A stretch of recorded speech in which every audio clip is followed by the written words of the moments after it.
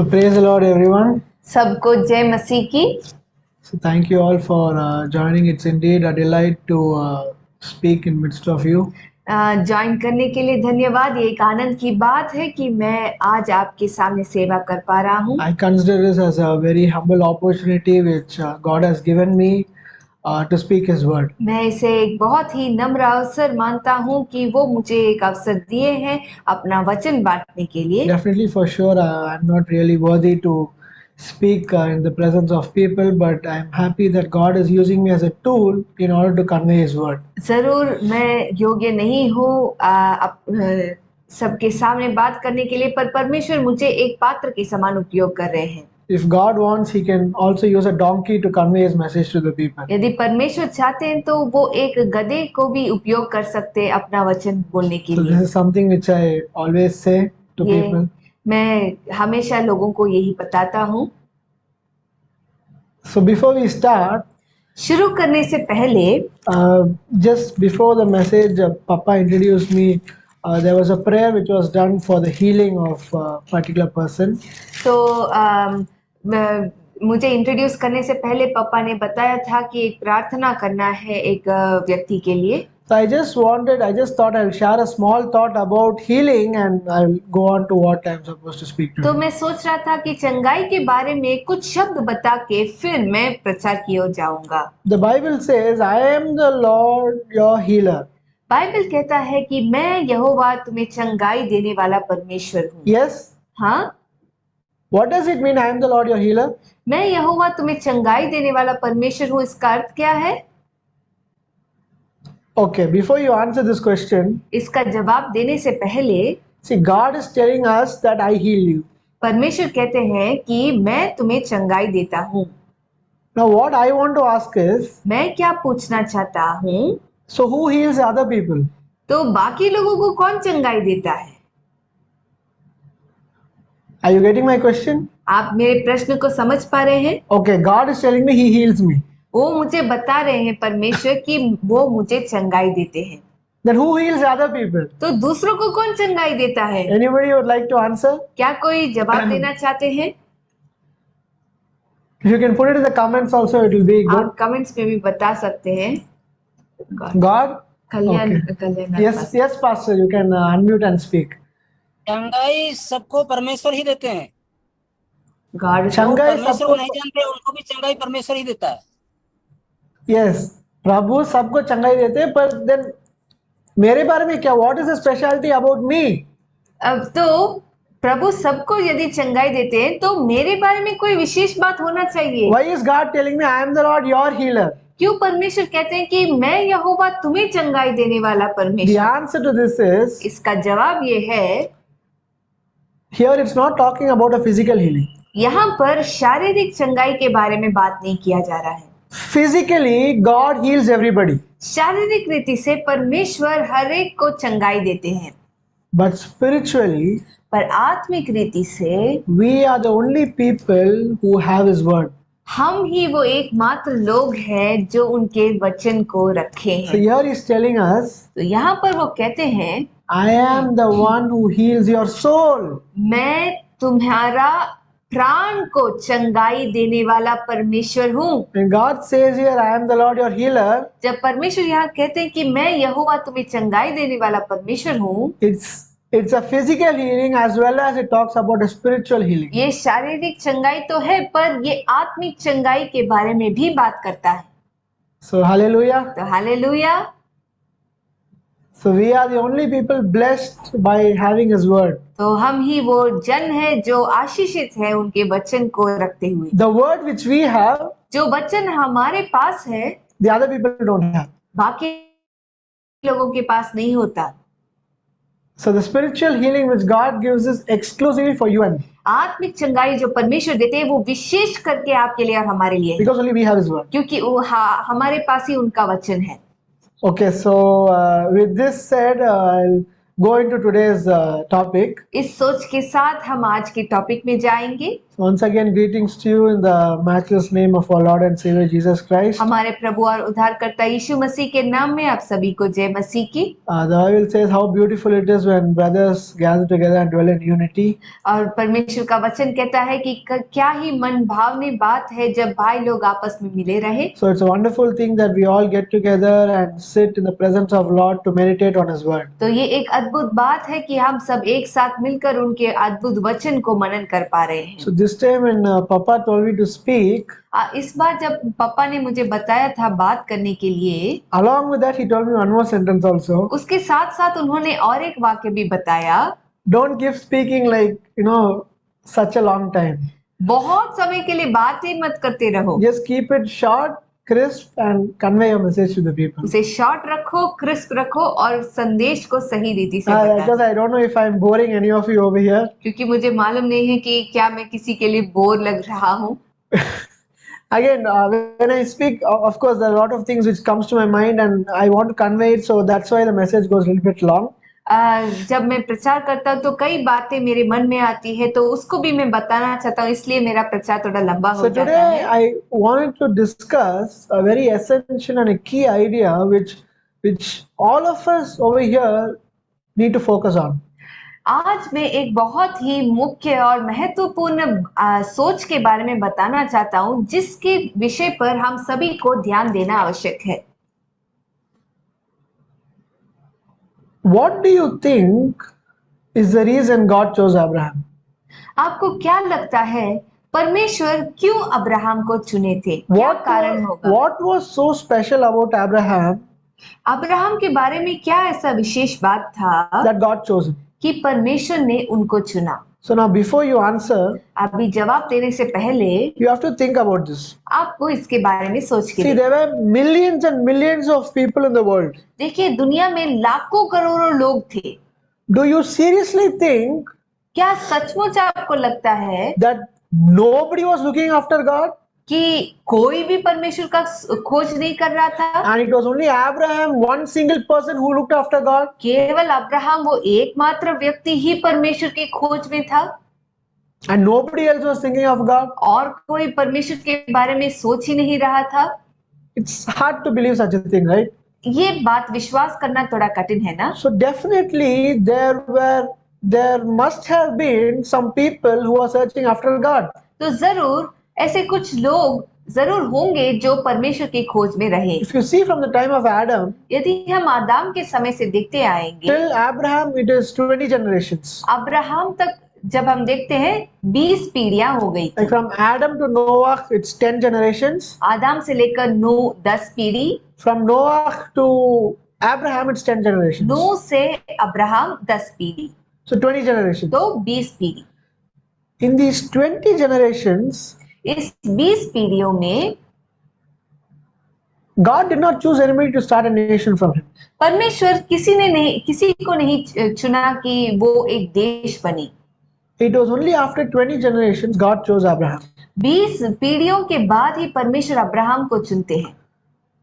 What was so special about Abraham that God chose him? Abraham के बारे में ऐसे क्या विशेषता थी कि परमेश्वर ने अब्राहम को चुना? So before getting into the subject, इस सब्जेक्ट में जाने से पहले a few minutes let's just focus on, I'll give you a little bit of the background of what Abraham was doing. Abraham के काम की पृष्ठभूमि के बारे में मैं How he was and how his life was. वो कैसा था, उसका जीवन शैली कैसी So थी। just keep this aside and we are going to the background of Abraham. इसको थोड़ी देर के लिए हम अलग रखेंगे और अब्राहम के विषय पर मनन करेंगे। There is a story in Jewish wisdom which records an incident which happened in the life of Abraham. और यहूदी ज्ञान में एक घटना दर्जित किया गया है जो अब्राहम के जीवन में हुआ था।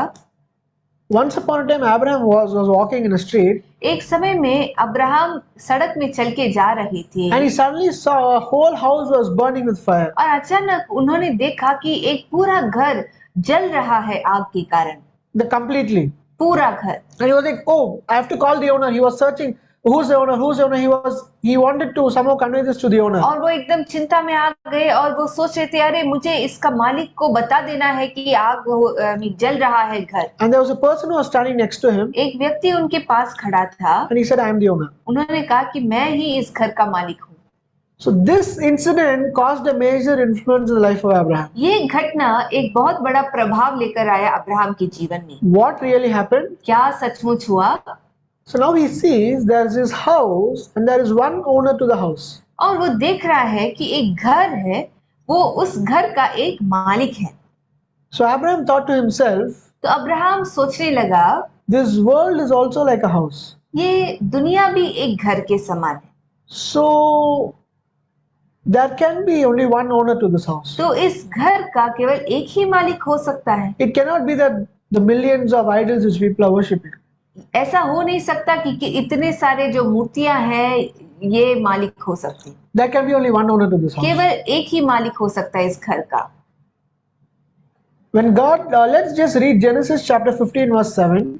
पढ़ेंगे हम उत्पत्ति 15 अध्याय उसका 7वां पद।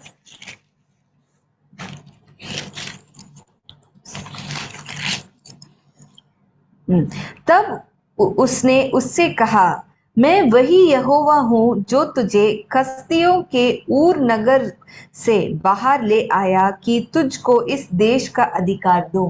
From where did God bring out Abraham? परमेश्वर ने अब्राहम को कहां से निकाल कर लाया?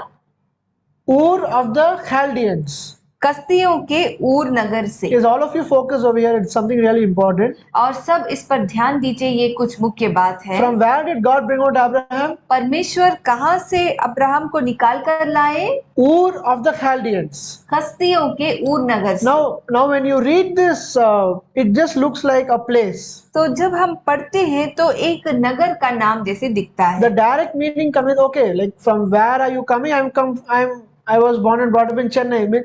It means that I am from Chennai, right? तो ये ऐसा है, मानिए जैसे कोई मुझे पूछता है कि तुम कहाँ से हो, तो मैं कहता हूँ कि मेरा जन्म और मैं बड़ा चेन्नई में हुआ था। चेन्नई एक जगह का नाम है, ऐसा लगता है। So similarly, when you read this, it's like Ur of the Chaldeans, meaning okay, it's a place. तो जैसे यहाँ पर बताए गए हैं कि कसदियों के ऊर नगर, तो ऐसा लगता है कि अच्छा वो एक जगह का नाम। But there is a hidden in-depth meaning in this पर verse. इसके पीछे एक बहुत ही गुप्त रहस्य है। Now there is an incident which took place. एक घटना हुआ था। Although you know this, it's really worthwhile to repeat this again. आप शायद इसे जानते होंगे, पर फिर भी दोहराना ये तो अच्छी बात है। You know that Abraham destroyed all the idols of his father Terah. हम सब जानते हैं कि तेरह जो उनके पिता थे, उनके सारे मूर्तियों को अब्राहम ने तोड़ डाला। And then when Terah came and asked, he said that yeah, they all were fighting, and he placed the stick on one end and said they broke each other. और तेरह ने जब पूछा कि ये मूर्तियां कैसे टूट गई थी, तब अब्राहम ने कहा कि हाँ, एक दूसरे के साथ मूर्तियां झगड़ा कर रहे थे और एक मूर्ति के हाथों में उन्होंने एक लाठी को रख And दिया। Terah said, how is it possible?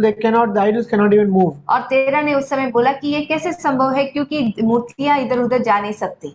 And then Abraham said, तो उस समय अब्राहम ने कहा, well, if they can't even move, then why are you praying to these people? तो यदि वो हिल ही नहीं सकते तो क्यों इसके पूजा करते हो? After this, something happens. उसके बाद कुछ होता है। There was this wicked king called Nimrod.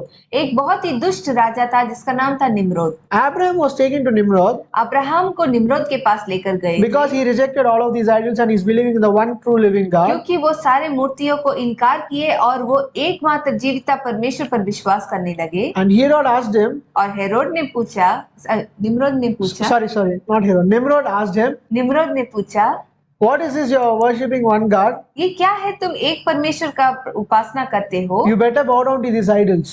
अच्छा होगा कि तुम मूर्तियों का पूजा करो। And Abraham said, no. तो अब्राहम ने कहा नहीं। See, that time there was this fire god. उस समय ये अग्नि का एक देवता होते थे।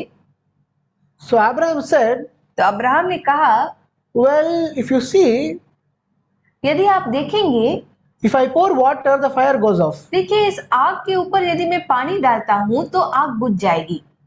So water is more powerful than fire, right? तो आग से भी ज्यादा सामर्थ्य पानी तो है ना। Then Nimrod said, तो निम्रोद ने कहा, yeah, what you say is kind of correct. ठीक है, जो तुम कह रहे हो सही लगता है। You keep the water as God. तुम पानी को देवता के रूप में मानो। And then Abraham said, फिर अब्राहम ने कहा, okay, water, okay, पानी तो ठीक है, but the water comes from the clouds, right? पर पानी तो बादल से आता है ना। So the clouds must be greater than water. तो बादल को पानी से भी बढ़कर होना चाहिए। Then Nimrod, okay, you keep the cloud as God and pray to the cloud. फिर निम्रोद ने कहा, ठीक है, तुम एटलीस्ट बादल को परमेश्वर मान के तुम पूजा करो उसका।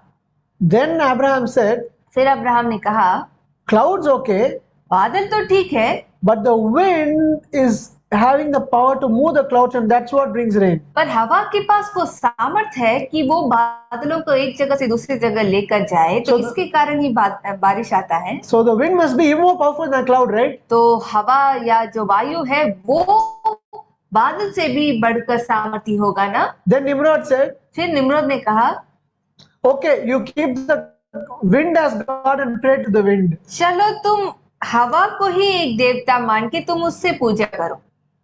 Then Abraham said, फिर अब्राहम ने कहा, if wind is powerful, यदि हवा सामर्थ्य है, how greater is the God who created the wind? उससे भी सामर्थ्य वो परमेश्वर है जिन्होंने इस हवा को बनाया। I will pray to the one living God. मैं उस एक जीवित परमेश्वर का ही उपासना करूंगा। Then Nimrod said, फिर निम्रोद ने कहा, throw him to the fire. तुम इसे आग के ज्वाला में डाल दो। You think that your God is going to save you? तुम्हें लगता है कि तुम्हारे परमेश्वर तुम्हें बचाएंगे? So Nimrod ordered Abraham to be thrown into the fire. तो निम्रोद ने आज्ञा दी कि अब्राहम आग में डाला जाए। See, now this story is not recorded in the Bible. ये कहानी तो बाइबल में रिकॉर्डेड नहीं है, It's recorded in the Jewish sources. पर वो यहूदी सोर्सेस में रिकॉर्डेड किया गया है। So please, when you're sharing it with someone else, please be careful when sharing तो this. यदि आप किसी के साथ इसे शेयर कर रहे हो तो बहुत सावधानी के साथ कीजिए। And Abraham was thrown into the fire, और अब्राहम आग में डाले गए थे, and he came out without a single scratch on his body. उनके शरीर में एक भी घाव नहीं आया, वो जीवित आ गए। Now, अभी Ur, ऊर, if you see the word in Hebrew, यदि हम उस शब्द को इब्रानी भाषा में देखेंगे, Aleph Vavresh, एलेफ बब्रेश, it means इसका मतलब है a furnace of fire.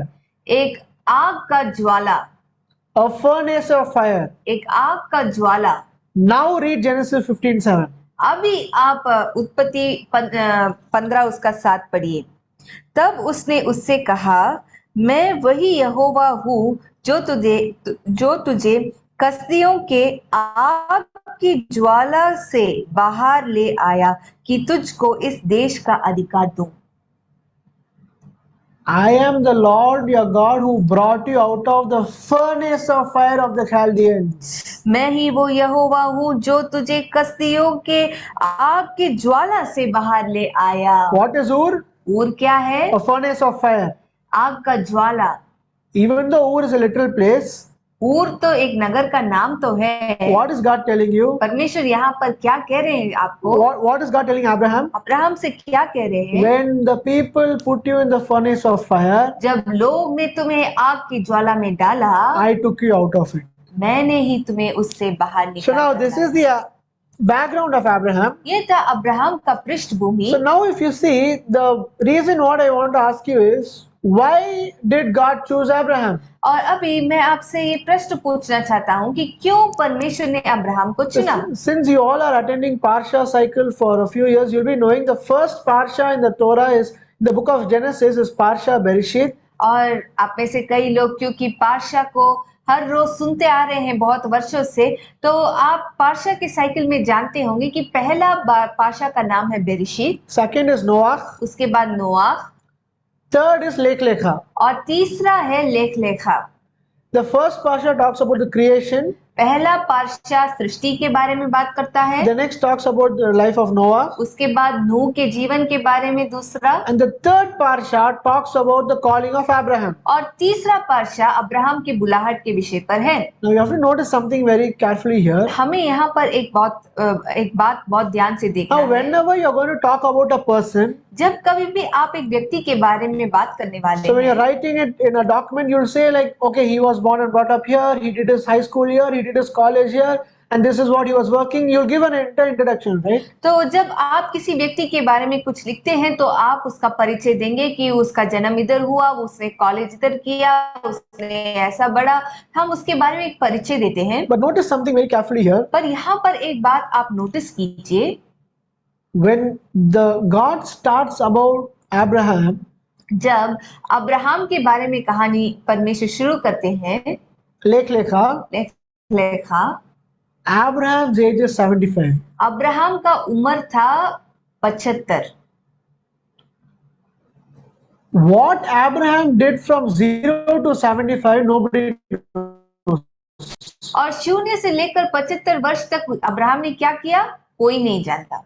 It is not recorded in the Torah. वो तोरा में रिकॉर्डेड नहीं Now है। these few incidents I told you from Jewish sources. ये जो कुछ घटनाएं मैंने आपको बताया था, यहूदी ज्ञान में से बताया था। But in the Torah, पर तोरा में God does not record anything which happened in the life of Abraham before the age of 75. 75 वर्ष के पहले जो कुछ अब्राहम के जीवन में हुआ था, उसका जिक्र ही परमेश्वर नहीं करती। We have to really think. It just directly starts with the calling of Abraham.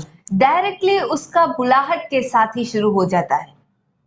Why did God choose Abraham? क्यों परमेश्वर ने अब्राहम को चुना? It is not recorded in the Torah. वो तोरा में जिक्र नहीं किया गया है, Not recorded anywhere else. कहीं और जिक्र नहीं किया गया है। Why God chose Abraham? क्यों परमेश्वर ने अब्राहम को चुना? So now I know you will ask a counter question. अभी मैं जानता हूँ कि आप एक काउंटर क्वेश्चन मुझसे पूछेंगे। Yeah, God chose Abraham because God told him to sacrifice Isaac, and he did, and that's the reason God chose Abraham. हम सोच सकते हैं कि परमेश्वर ने अब्राहम को इसलिए चुना क्योंकि परमेश्वर ने कहा कि तुम इसहाक को बलिदान दो, पर वो बलिदान देने के लिए तैयार हो गया, इसलिए परमेश्वर ने चुना। There were a series of 10 tests which Abraham had to go through. Abraham को 10 परीक्षाओं के द्वारा गुजरना पड़ा, Starting from लेख लेखा से शुरू करके till Isaac. इसहाक तक। But you should notice something here. पर यहाँ पर हमें कुछ नोटिस करना है। The test was after he was chosen, ये परीक्षाएं उनके चुनाव के बाद ही हो रहा है, not before he was chosen. उनके चुनाव के पहले नहीं हो रहा है। So why did God choose Abraham? तो परमेश्वर ने क्यों अब्राहम को चुना? The answer is इसका जवाब है nobody knows. कोई नहीं जानता। It is not recorded in the Torah why God chose Abraham. तोरा में जिक्र नहीं किया गया है कि क्यों परमेश्वर ने अब्राहम को चुना। Now generally when we say we love a person, generally जब हम कहते हैं हम किसी से प्यार करते हैं, there is always this thing, okay, why do you like that person? हमेशा ऐसा होता है कि क्यों तुम उससे प्रेम करते हो? Because he looks good, क्योंकि वो अच्छा दिखता है, he's smart, वो स्मार्ट दिखता है, he's rich, अमीर है, therefore I like this person. इसलिए मैं इससे प्रेम करता हूँ। But there is something very critical over here. पर यहाँ पर एक बहुत ही क्रिटिकल बात है। When the reason why you like that person जब कारण होता है उनसे उस व्यक्ति को प्रेम करने का, when that reason changes, जब वो कारण बदल जाता है, or when the reason is no longer valid, और या जब वो कारण अभी उसके जीवन में नहीं है, the love fades away. प्रेम एकदम मिट जाता है। When a person loves another person out of conditionality, जब एक व्यक्ति किसी और व्यक्ति को किसी कारण के लिए ही प्रेम करता है,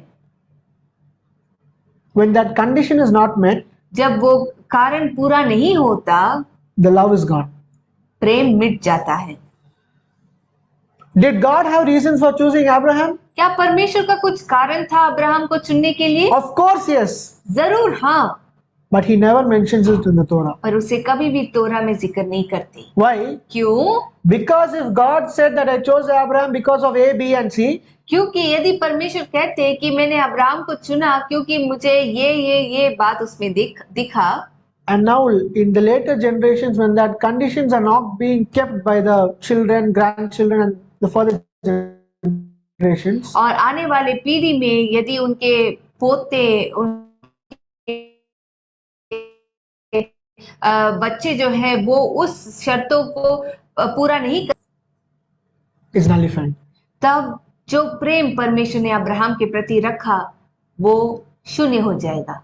What does God want to convey over here? परमेश्वर इधर क्या बताना चाहते हैं? The love which I have for Abraham, जो प्रेम मैं अब्राहम के लिए रखा हूँ, the love, the covenant which I'm making with Abraham, जो वाचा मैं अब्राहम के साथ बांधता हूँ, is unconditional. वो किसी शर्त के साथ नहीं है। Hallelujah. Hallelujah. It is unconditional. वो अनकंडीशनल है। When God established the covenant, जब परमेश्वर ने वाचा को स्थापित किया, He made sure उन्होंने इस बात का ध्यान दिया that He never gave reasons for the covenant. कि वो उस वाचा के लिए कोई कारण नहीं बताते,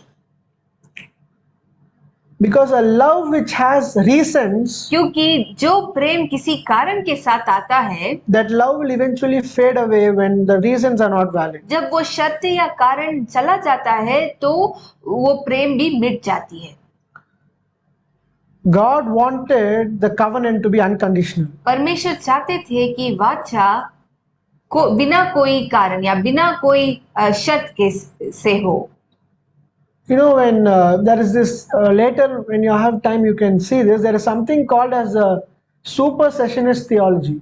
आपको जब समय मिलेगा आप उसे देख सकते हैं। सुपर सेशनिस्ट थियोलॉजी बोल के एक बात है। This is a very cult doctrine, बिल्कुल गलत शिक्षा है which ये, was proposed by the Catholic Church जो कैथोलिक चर्च ने दिया था after Jesus Christ. यीशु मसीह के बाद। And what they said was God nullified the covenant with Abraham, और उन्होंने क्या किया कहा कि परमेश्वर ने अब्राहम के साथ जो वाचा रखा था उसको बिल्कुल मिटा दिए and now He has made a covenant with us. और हमारे साथ एक वाचा बांध दिए हैं। In other words, they are calling themselves as a new Israel.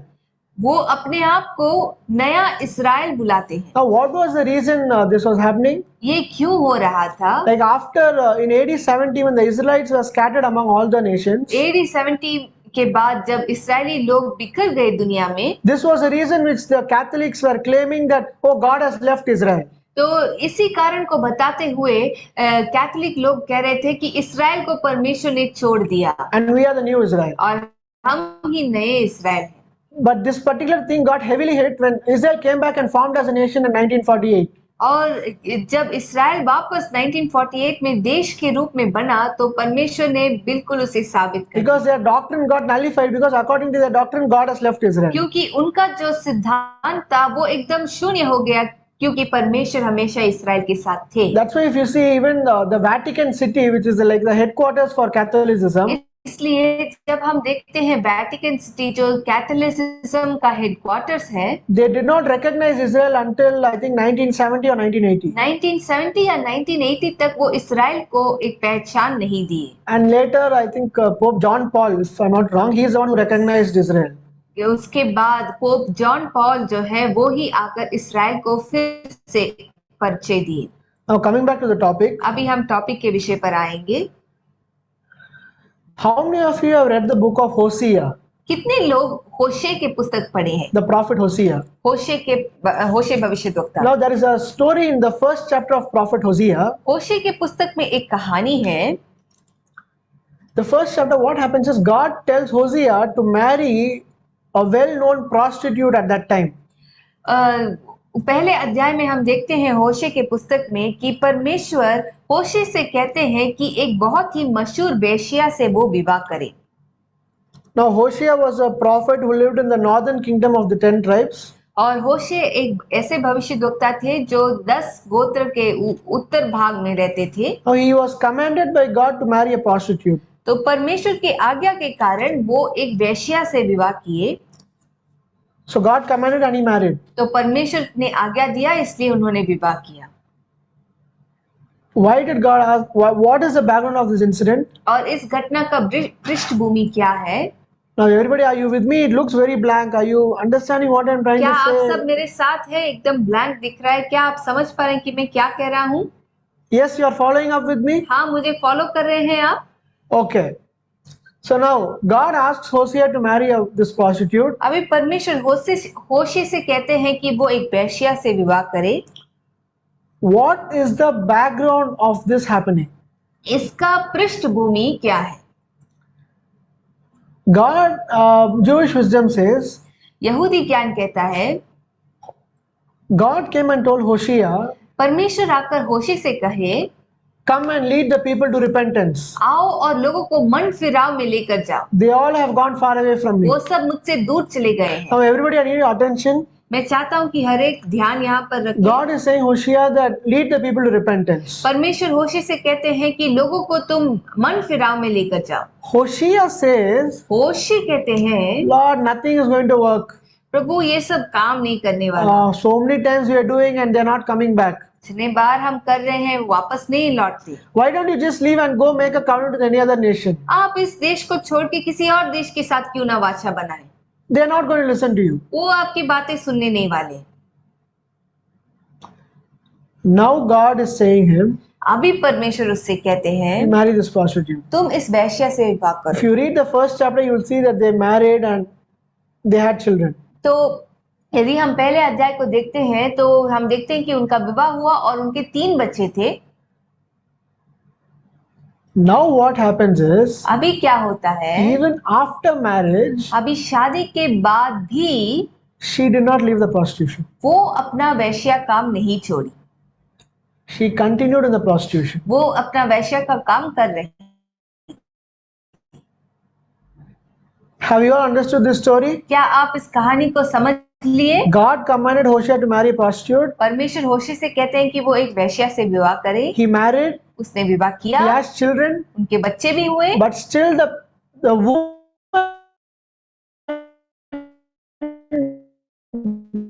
did not leave the prostitution. फिर पास आते हैं And God is telling Hosea, और कहते हैं होशे से, your wife, तुम्हारी पत्नी she is still in prostitution. अभी भी वो व्यभिचार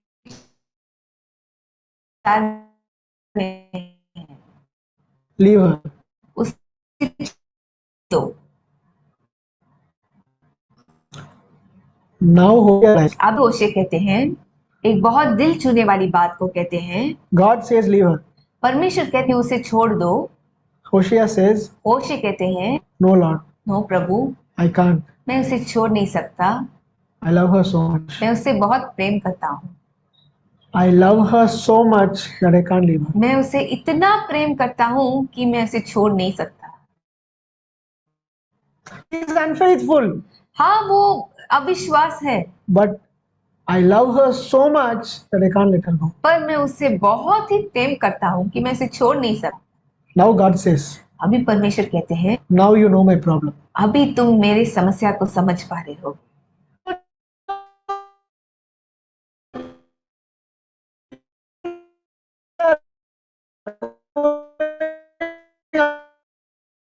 Me, लोग तो मुझसे दूर जा रहे हैं, but I now come to the story of Abraham. और अभी अब्राहम की कहानी में आते हैं।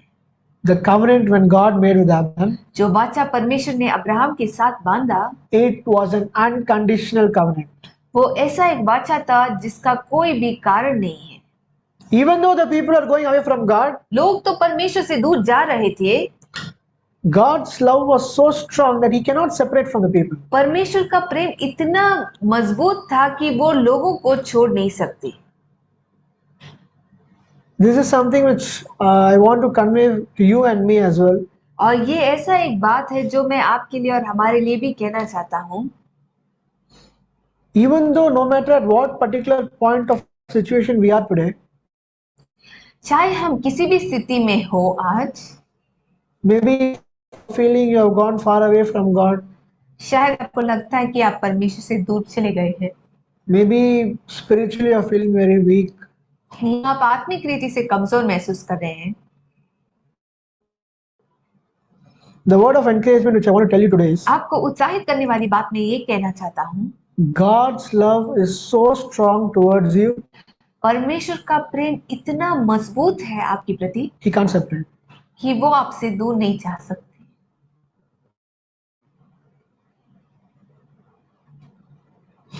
Now, when you don't follow God's word, अभी जब आप परमेश्वर का वचन का पालन नहीं करते, there are repercussions for that.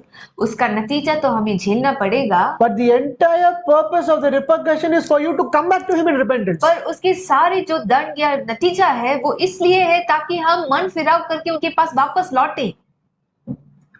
Even when the Israelites and the future generations are going away from God, जब इस्राएली लोग और भविष्य में जो पीढ़ी थे वो परमेश्वर से दूर जा रहे, God says, I remember the covenant which I made to your forefather Abraham, Isaac, Jacob. उस समय में परमेश्वर कहते हैं कि मैं उस वाचा को स्मरण करता हूँ जो तुम्हारे पिता अब्राहम, इसहाक और याकूब के साथ मैंने बांधा था। Now, this is why अभी इसके लिए there are no reasons mentioned in the Torah for God choosing Abraham. कोई भी कारण बताया गया नहीं है कि परमेश्वर अब्राहम को क्यों चुने। Are you able to understand? क्या आप समझ पा रहे हैं?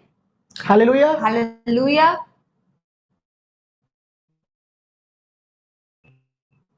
Okay, so now let's read a verse. और अभी हम एक पद को पढ़ेंगे, Psalm 119 verse 19. भजन संगीता 119 उसका 19। मैं तो पृथ्वी पर परदेशी हूँ, अपने आज्ञाओं को मुझसे छिपाया ना रख। Yeah, read it once again. मैं तो पृथ्वी पर परदेशी हूँ, अपने आज्ञाओं को मुझसे छिपाया ना रख। I am a stranger in the world. मैं पृथ्वी पर परदेशी हूँ, Do not hide your commandments, your mitzvahs from me. अपने आज्ञाओं को मित्सवों को मुझसे छिपाया ना रख। Now you would have seen the topic of today's message. It's Abraham utilized his lifetime. और आज के मैसेज का टॉपिक आपने देखा होगा कि अब्राहम अपना जीवन काल का उपयोग करता है। So now you see in the entire history. यदि हम देखेंगे पूरा इतिहास में, Now if today me and you are sitting over here and talking God's word, आज यदि आप और हम बैठ के परमेश्वर के वचन का चर्चा कर रहे हैं, the root is Abraham. इसका जड़ है Abraham. It was because God made covenant with one man, Abraham. After that only all these things came into existence. परमेश्वर ने एक मनुष्य अब्राहम के साथ वाचा बांधा और इसके कारण ही सारे बातें का स्थापित हुआ। So we are going to learn two principles from Abraham, which is very much essential for you and me for the rest of our lives. तो मैं दो मुख्य सिद्धांतों को अब्राहम के जीवन से सिखाना चाहता हूं जो आपके लिए और हमारे लिए उपयोगी होगा। So Psalm 119 says in verse 90 that I am a stranger in the world. भजन संगीता 119 उसका 19 कहता है, मैं तो पृथ्वी पर परदेशी हूँ। Now what does it mean you are a stranger? मैं परदेशी हूँ, इसका मतलब क्या है? My time in this world is very short. इस दुनिया में मेरा समय काल बहुत ही कम है। Okay. What is the, I'm asking you a question, anybody can answer. What is the first, according to the Torah, Bible तोरा के अनुसार what is the first commandment a child will fulfill when it comes into the world, a boy child? जब एक लड़का इस दुनिया में आएगा तो पहला आज्ञा क्या है जो वो पूरा करेगा? What is the first? Anybody can put it in the comments. पहला आज्ञा That the boy child will fulfill when it comes into the world. लड़का जब इस दुनिया में आता है तो पहला आज्ञा किसको वो पूरा करने वाला है? Is it like a Jewish child or any child? According to the Torah, तोरा के अनुसार what is the, out of the 613 commandments, what is the commandment which a child will fulfill? 613 आज्ञाओं में पहला जो आज्ञा क्या है जो वो बच्चा पूरा करेगा? Hearing to God. Okay. Any other answers? और What? कोई जवाब? Circumcision. खतना इन Hindi. That's the correct answer. सही जवाब है Circumcision. खतना। Circumcision teaches you a very important principle. खतना एक बहुत ही मुख्य सिद्धांत Now सिखाता we are है। not getting into the technical aspects of it, हम उसके टेक्निकल एस्पेक्ट में नहीं जा रहे हैं, but what does circumcision teach you? पर खतना हमें क्या सिखाता है? That you are not born perfect. कि तुम सिद्ध नहीं जन्मे हो, You need to correct yourself. तुम्हें अपने आप को सही करते रहना है। The very first commandment teaches you why you are coming into the world. पहला आज्ञा ही आपको बताता है कि क्यों हम संसार में आए हैं। You are coming here to fix yourself. तुम यहाँ पर इसलिए आए हो ताकि तुम अपने आप को ठीक करो।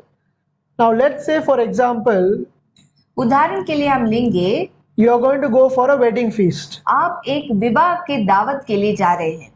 Now if you have a problem in your tooth, यदि आपके दांत में समस्या है, can you enjoy the feast? क्या आप उस दावत का आनंद उठा सकते हैं? No, right? नहीं ना। So what do? तो आप क्या करते हैं? You go to the doctor, आप डॉक्टर के पास जाते हैं, get your tooth fixed, अपना दांत ठीक करवाते हैं, and then you go to the feast. फिर आप दावत में जाते हैं। Now you can enjoy. अभी आप दावत का आनंद उठा सकते हैं। This is the reason why you are here in this world, इसलिए ही हम इस दुनिया में हैं, to fix and correct ourselves, हमें ठीक करने के लिए और सही करने के लिए, so that we can enjoy our eternity with God. ताकि हम अपना अनंत जीवन परमेश्वर के साथ बिता सकते हैं। See, there is a very wrong misconception एक बहुत ही गलत असमझ सा है that we all are bodies कि हम सब एक देह हैं and we have a soul inside of us. और हमारे अंदर एक प्राण है। This is not the correct understanding. ये सही समझ नहीं है। The correct understanding is सही समझ ऐसा होगा, we all are souls हम सब एक प्राण हैं who have been put inside a body. जो एक देह के अंदर डाला गया है। The moment you come into this world, जिस क्षण आप इस दुनिया में आएंगे, your time starts. आपका जीवन शुरू होगा। We all are souls who have been put inside a body. हम सब एक प्राण है जो एक देह के अंदर डाला गया है। You know, there is a Jewish saying that the people in the next world, that is the people who are with the Lord in heaven, are feeling jealous of all of us here. और ऐसा एक यहूदियों में कहावत है कि जो आने वाले संसार में लोग हैं, वो हमें देखकर, इस संसार के लोगों को देखकर जलन करते हैं। Now you might ask, आप पूछ सकते हैं, oh, they are with the Lord, only we should feel jealous of them. No, why are they feeling jealous of वो तो us? परमेश्वर के साथ है, हमें ही उनको देखकर जलन करना है, वो क्यों हमें देखकर जलते हैं? But the answer is, पर जवाब ये है, why are they feeling jealous of us? क्यों वो जलते हैं हमसे? Because right now we have the ability to follow God's word, to come one step even more closer to God and elevate our soul, which they don't have. क्योंकि हमारे पास अभी भी वो क्षमता है कि हम अपने आप को ठीक करें, वचन के अनुसार चले और हमारे प्राणों को एक कदम परमेश्वर के करीब ला सकते हैं, जो उनके पास नहीं होता। The opportunity to follow God's word, to keep the mitzvahs, to follow the commandments and get closer to God is available only for the people over here. वो जो अवसर परमेश्वर के वचनों पर चलना, उसके अनुसार पालन करना और उसके अनुसार अपना जीवन बिताना, वो अवसर केवल इसी दुनिया में मिलता है। Once you leave this world, that opportunity is cut. एक बार जब हम इस दुनिया को छोड़ देते तो हम वो अवसर भी चला जाता है। This is you have come here in order for a particular purpose. हम इस दुनिया में एक उद्देश्य के साथ आए हैं। So let's move on. Time is running out. हम आगे बढ़ेंगे, समय समाप्त होने वाला है। So Abraham realized that he was a stranger in the world. तो अब्राहम इस बात को पहचान लिया कि वो इस पृथ्वी में एक परदेशी है And he saw two main principles. और वो दो मुख्य सिद्धांतों को देखता है। The first thing is, पहला है, so when he looked at the creation, जब वो इस दुनिया को देखा, he saw kindness of God in all of the creation. परमेश्वर के दया को पूरी सृष्टि में देख पा रहा Like था। for example, he comes out in the morning. उदाहरण के लिए वो सुबह निकल के आते हैं, So he sees every day the sun is coming up. वो देखता है कि हर रोज सूरज उदय होता है। That's the kindness of God. ये तो परमेश्वर की करुणा है। Now the sun does not just come up. ये सूरज जो है एकदम से इसलिए नहीं निकलता। The sun comes and because of the sun, the crops are growing and it is giving us food. सूरज निकलता है और इससे उपजाऊ होता है और अनाज बढ़ते हैं और इसके द्वारा हमें खाना मिलता है। So the sun is a sign of God's kindness. तो सूरज परमेश्वर की करुणा का एक चिन्ह है। So what did Abraham do? तो अब्राहम ने क्या किया? Immediately तुरंत implicated in his life. वो अपने जीवन में उस बात को ला रहा है। When he knows that the creator of this world is merciful and kind towards all his creatures, जब वो पहचान लेता है कि इस दुनिया के सृष्टिकर्ता अपने सृष्टि के साथ करुणा दिखाते और दया दिखाते हैं, immediately we have to reflect that character. तुरंत हमें भी उस स्वभाव को अपने जीवन में लाना है। Okay, God is kind, परमेश्वर दयालु है, so I will be kind. तो मैं भी दयालु हूँ। God is merciful, परमेश्वर करुणा दिखाते हैं, I will be merciful. मैं भी करुणा God is दिखाऊंगा। forgiving, परमेश्वर क्षमा करते हैं, I will be forgiving. मैं भी क्षमा This is करूंगा। a very essential principle. If you see, this concept is also there in Shabbat. ये एक बहुत ही मुख्य सिद्धांत है। ये कॉन्सेप्ट जो है शबात में भी हम देख सकते हैं। God created the world in 6 days and the 7th day he rested. परमेश्वर ने इस संसार को 6 दिन में बनाया और 7वें दिन वो विश्राम किए। God is saying, I am Hashem, I am God. वो कहते हैं कि मैं हशेम हूँ, मैं परमेश्वर हूँ, Now you all are my children. आप सब मेरे बच्चे हो, You be Chota Hashem. आप भी छोटा हशेम बन जाइए। I worked 6 days and the 7th day I had Shabbat. मैं 6 दिन काम करता हूँ, 7वें दिन में मैं शबात लेता हूँ। You also work 6 days and 7th day keep Shabbat. तुम भी 6 दिन काम करो, 7वें दिन शबात ले लो। I am God. मैं परमेश्वर हूँ, You are my children. तुम मेरे बच्चे हो, Replicate me. मेरे समान नकल करो। So this Abraham found out. ये अब्राहम पहचान लिए He understood that God is kind. और वो समझ लिए कि परमेश्वर दयालु है। Immediately तुरंत reflect kindness. उसका नकल कर रहा So है। if you see today in the world, in the Arab countries, आज यदि हम देखते हैं अरब देशों में they are very hospitable. बहुत ही अतिथि सरकार So दिखाती like है। even though there are terrorists and they want to murder you, और तो आतंकवाद है, लोगों को वो मारना चाहते हैं, ऐसा होता है। today if you go to their house, यदि आज आप उनके घर जाते हैं, they will treat you like a king. वो आपको एक राजा के समान Tomorrow मनाई they'll murder करेंगे। you. कल आपको मार डालेंगे। But the thing is, from where did they learn this quality? पर बात यह है कि ये गुण उन्होंने कहाँ से सीखा? From Abraham. अब्राहम से सीखा। Hospitality. अतिथि सत्कार। So now I wanted to bring to you an incident which happened in the life of Abraham. और एक घटना को मैं आपके सामने लाना चाहता हूँ जो अब्राहम के जीवन में हुआ। So you can read this after this session. इस सेशन के बाद आप उसे पढ़ सकते हैं। Genesis chapter 18. उत्पत्ति 18 अध्याय। So the incident is Abraham was circumcised. और घटना ये है कि अब्राहम का खतना हुआ था। And after his circumcision, is my voice audible? मेरा वॉइस ठीक ऑडिबल है? Okay. So okay, thank you.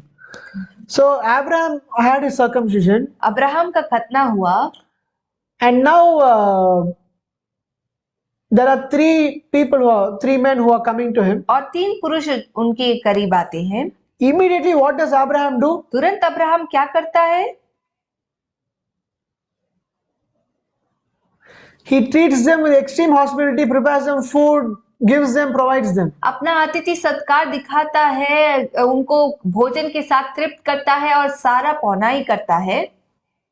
If you see this incident separately, you will not be able to understand unless you read the previous chapter. आप इस घटना को अलग से पढ़ेंगे तो आप समझ नहीं पाएंगे, उसके पहले वाले घटना को उसके लिए पढ़ना होगा। That was a time when Abraham had his circumcision. ये वो समय था जब अब्राहम का खतना हुआ था। In so much of pain, इतना दर्द के बीच में the only thing which is going on in his mind is how can I be kind to others? केवल एक ही बात उसके मन में चल रही थी, वो है कि कैसे मैं दूसरों को करुणा दिखाऊं। In so much pain, इतना दर्द में भी he's sitting outside, वो बाहर बैठ रहे हैं। and immediately when people come, he's serving them. तुरंत जब लोग आते हैं तो उनकी सेवा करते हैं। Even at that most painful situation, he is not thinking of himself, he only is thinking of others. उस दर्दनाक स्थिति में भी वो अपने बारे में नहीं सोचते हैं, वो दूसरों के बारे में सोचते हैं। Imitating the Creator. अपना सृष्टिकर्ता का नकल करना। When Jesus Christ was hanging on the cross, जब यीशु मसीह क्रूस पर लटके हुए थे, in so much of pain and agony, उतना दर्द और पीड़ा के बीच में what did he say? उन्होंने क्या किया? Father, forgive them, पिता इन्हें क्षमा करे, for they don't know what they're doing. क्योंकि वो नहीं जानते कि वो क्या कर रहे हैं। So now I'll bring an idea to you. You should not misunderstand this idea. और मैं एक सोच आपके सामने लाता हूँ, आप इसको गलत ना समझें। See, anything which happens in the Bible, there is always a precedence to it. जो कुछ बाइबल में होता है उसका एक पृष्ठभूमि होती है। Jewish wisdom says यहूदी ज्ञान कहता है that this very act of Abraham, कि ये काम जो अब्राहम ने किया, when he was sitting at the hot of the day and he went and served the people, जब वो दिन के गर्मी के धूप में वो बैठ के फिर भी वो लोगों की सेवा करने जाता है, this gave the merit ये उसको एक प्रतिफल के रूप में, this is the reason the Israelites got manna in the desert for 40 years. इस काम के प्रतिफल के रूप में ही इस्राएली लोग 40 वर्ष मन्ना का भोजन कर रहे थे उधर। Hallelujah. Hallelujah.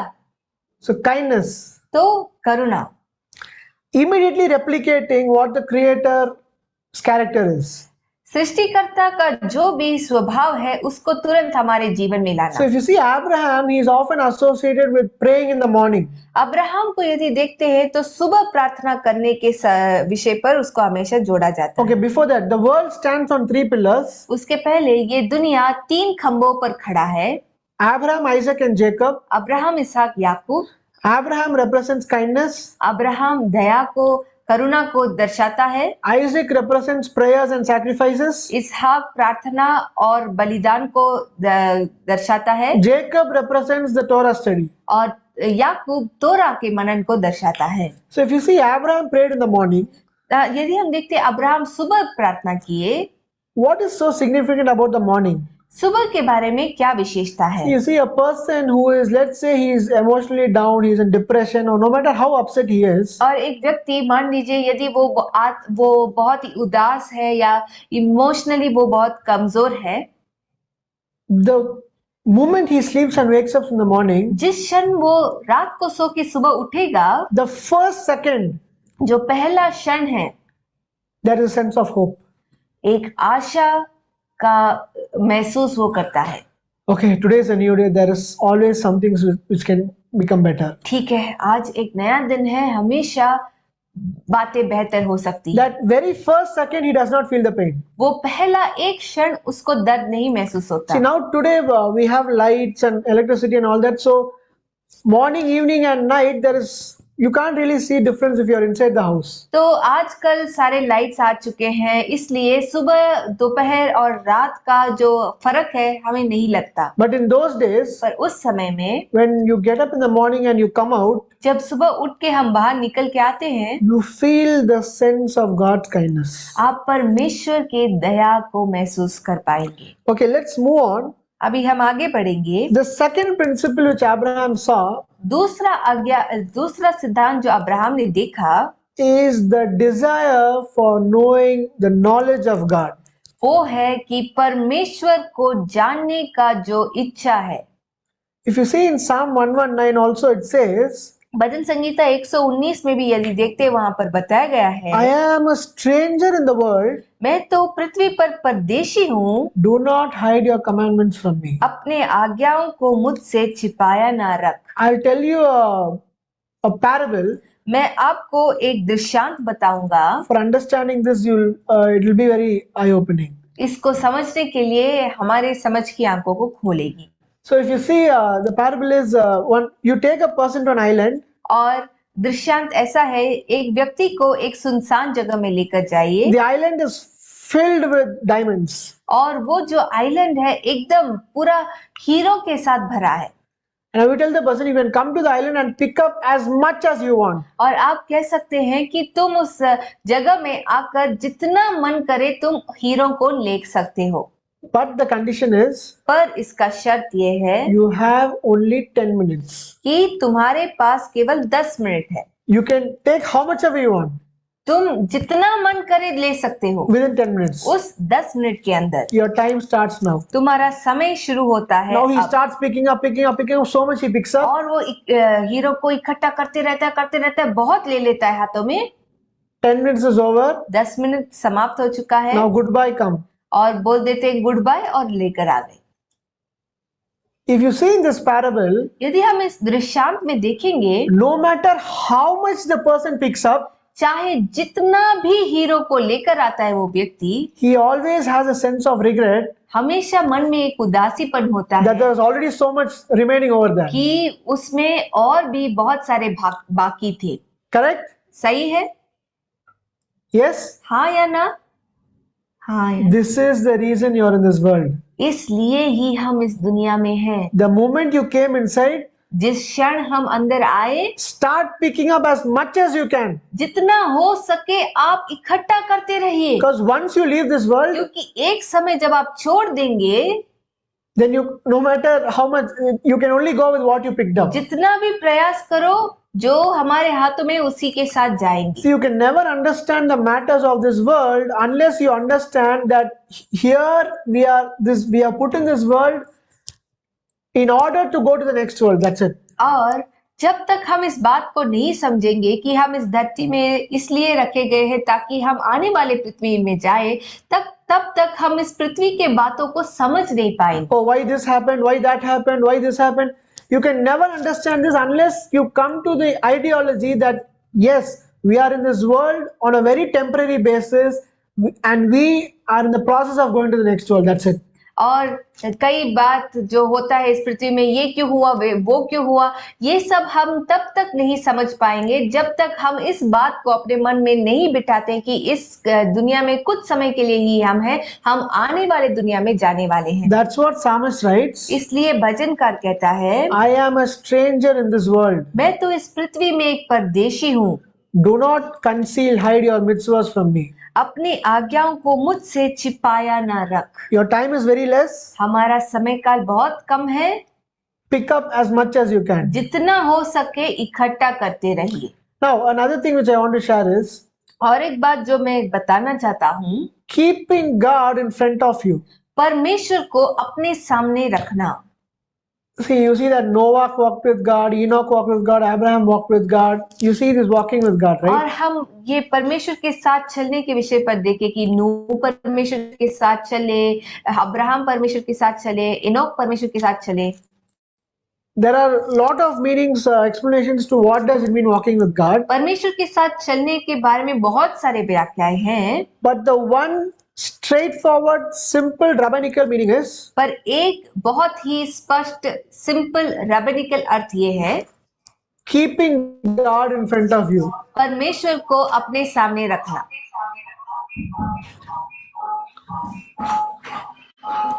The simple meaning is keeping God in front of you. Simple अर्थ ये है कि परमेश्वर को अपने सामने रखना। So now if you see, अभी यदि हम देखते हैं,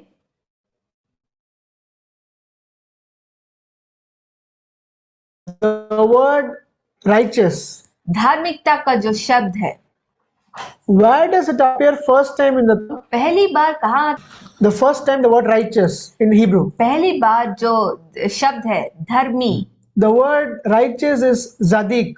धर्मी का इब्रानी शब्द है जादी। Where does this word appear first time in the Bible? पहली बार कब वो आता है बाइबल में? During the time of Noah. नूह के समय में।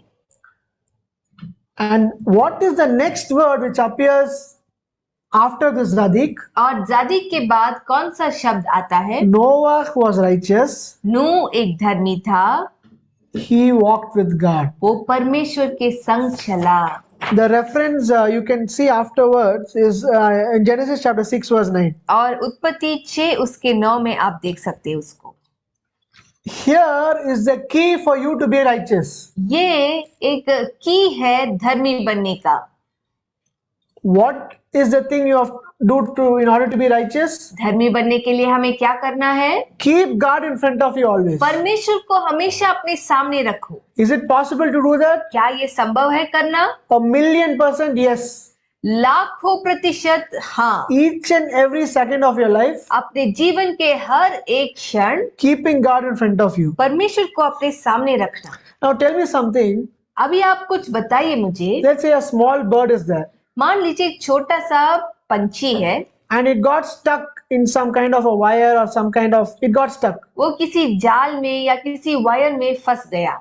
Do you think that this particular thing happened without the knowledge of God, क्या आपको लगता है कि ये बात परमेश्वर के ज्ञान के बिना हुआ, without His providence? कि उनके जो अनुमति के बिना हुआ? I need your answer. मुझे आपका जवाब चाहिए। This happened without the knowledge of God? क्या ये परमेश्वर की अनुमति के बिना हुआ कि नहीं? Yes or no? हाँ या ना? All of you agree no? सब मानते हैं इस बात को? So there are some people, there's no response. You say no? आप नो कह रहे हैं? Now my question. अभी मेरा प्रश्न, Today you are stuck in some kind of a problem. आज आप किसी समस्या में अटके हुए हैं। Do you think that this happened without the knowledge of God? क्या आपको लगता है कि ये परमेश्वर के अनुमति के बिना हुआ? Keeping God in front of you every single second of your life.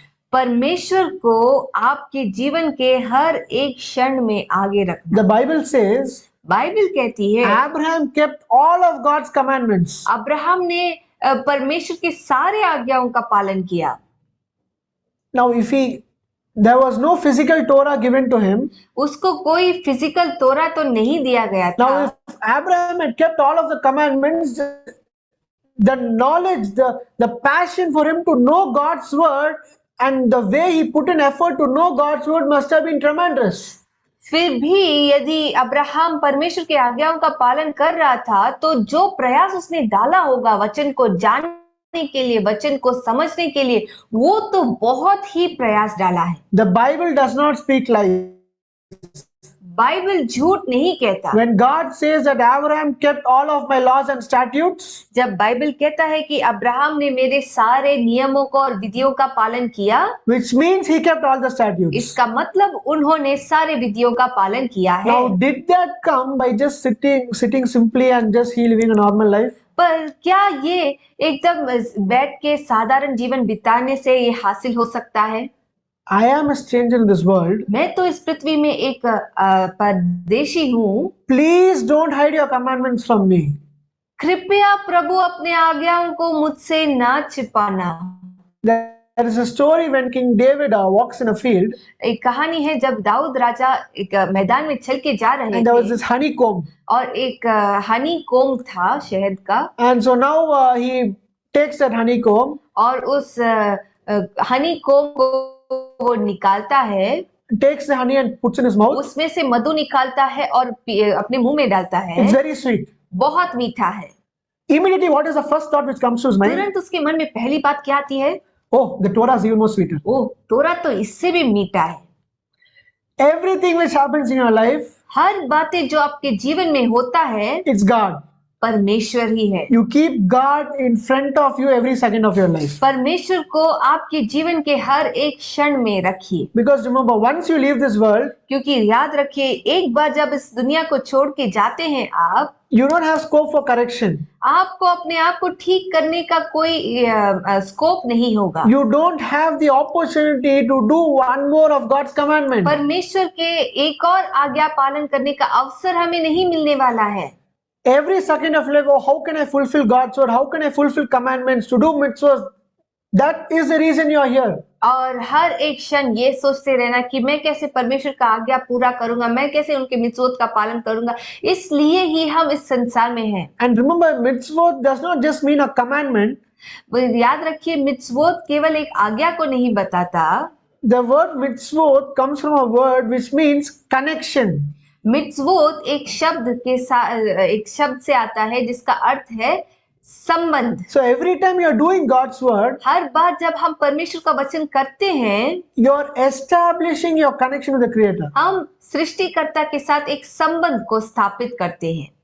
In the New Testament, the book of Jacob, the brother of James, और नए नियम में याकूब के पुस्तक में it very clearly says, "Be doers of the word." बहुत स्पष्ट से बताया गया है कि वचन को करने वाला बनो। You establish your connection with the Creator. सृष्टिकर्ता के साथ एक संबंध जोड़ो। One more incident about King Solomon. और एक घटना सुलेमान के विषय पर। Once upon a time, he was just walking in a field, एक बार एक मैदान में चल के जा रहे and he थे saw a place full of thorns, and it was very fully और messy. वो एक स्थान को देख रहे थे जो पूरे कांटों के साथ भरा था और गंदा दिख रहा था।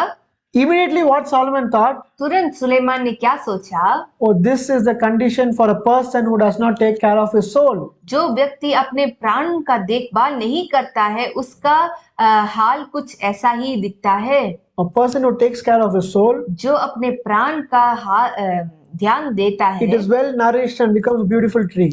उसका पोषण अच्छे से मिलता है और वो सुंदर पेड़ के समान दिखता But a है। person who just leaves it like that, पर जो ऐसे ही अपने जीवन को छोड़ देता है, this is the way it becomes. कुछ ऐसा ही उसका हाल होता है। So the two principles I told you today, तो जो दो सिद्धांत मैंने आपको बताया आज, which we all have to implement in our lives, जो हम सभी को अपने जीवन में डालना है, the desire for kindness करुणा के लिए चाहत and the desire for knowledge, और ज्ञान के लिए चाहत। and a very thing which we have to remember is we are strangers in this world. और एक बात हमें जो याद रखना है वो है कि हम तो इस पृथ्वी में परदेशी हैं। We are here for a particular purpose, हम एक उद्देश्य के साथ हैं and every minute of our life we are only marching towards our eternal life. हम जीवन के हमारा जीवन का हर एक क्षण हम उस अनंत काल की ओर ही जा रहे हैं। The opportunity given to you in order to purify your soul is now. जो अवसर हमें दिया जाता है हमारे प्राणों को शुद्ध करने के लिए वो है अब। People are, oh, Messiah should come. People are focusing more on these things, that I want to go to heaven, this, that, all that is fine. और कई सारे लोग इस पर ध्यान देते हैं कि मसीहा कैसे आएंगे, जब वो आएंगे मुझे कैसे भी जाना है स्वर्ग। ये सारे बात पर ध्यान रखना तो ठीक है। See, like, I'm selfish. मैं बहुत स्वार्थी हूँ। If Messiah comes, I don't have the opportunity to purify my soul. जब मसीहा आएंगे तो मुझे अपना प्राण को शुद्ध करने का अवसर नहीं I don't मिलेगा। have chance to become even more closer to Him. उनके और भी करीब होने का अवसर मुझे नहीं मिलेगा शायद। If I go to heaven, यदि मैं स्वर्ग जाऊंगा, well, of course I want to go to heaven. जरूर मैं स्वर्ग जाना चाहता But if हूँ, I go to heaven, पर यदि मैं स्वर्ग जाऊंगा, I will no longer have an opportunity to perform another mitzvah. मुझे उसके बाद अवसर नहीं मिलेगा कि मैं एक मिtzvah का पालन कर पाऊं। Now, I don't mean to emphasize that we all are praying for Messiah's coming, because that is going to cause a redemption for all of us. हम सब मसीहा के आने के लिए प्रार्थना तो करते हैं क्योंकि इसके कारण हम सभी को छुटकारा Now, मिलने please वाला don't है। get the wrong idea over here. आप यहाँ पर गलत आइडिया ना लिए। Of course, we all have to go to heaven. जरूर हम सभी को स्वर्ग तो Of जाना course, है। Messiah should come very soon. Of course मसीहा को जल्द ही आना। But the opportunity for you in order to elevate yourself and increase your reward in heaven is only now. पर अपने आप को ठीक करना और अपने प्रतिफल को बढ़ाते रहना, वचन का पालन करना, उसका अवसर यहाँ ही है। Remember that we are strangers in this world, याद रखें कि हम इस पृथ्वी में परदेशी हैं and beg God to reveal His commandments to you. और प्रभु से हम भीख मांगेंगे कि वो अपना वचन का प्रकाशन हमें दे।